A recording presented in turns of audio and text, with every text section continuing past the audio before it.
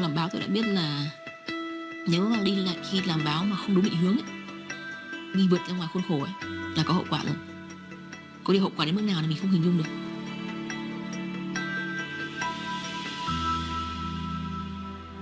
Pham Doan Trang is one of the most prominent independent journalists in Vietnam and arguably its most effective and vocal press freedom advocate.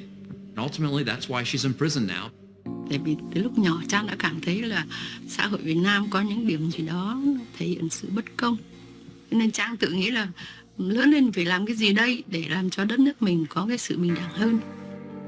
Vietnam is a one-party state ruled by the Communist Party of Vietnam that maintains some of the most repressive press laws in all of Asia. Independent media is illegal. Trang started her career working for a Vietnamese publication. And of course, when you worked for the state-owned media, they would censor your writing. Blogging became a phenomenon in Vietnam about 15 years ago. It opened up the civic space in a closed country. After Trang left state media, she reported on her own blog called Trang the Ridiculous. She made a name for herself, frankly, by reporting on issues that the state media didn't want covered.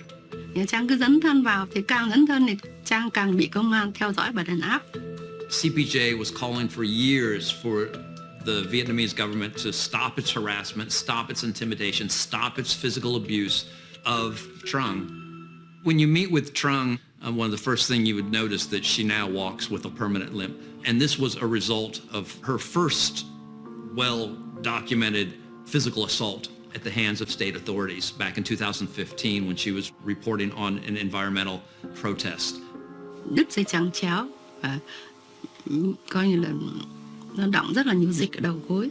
Kết quả là bây giờ Trang không đi lại bình thường được. Later in 2018, she was severely beaten while under interrogation. Trang increasingly had to be on the run.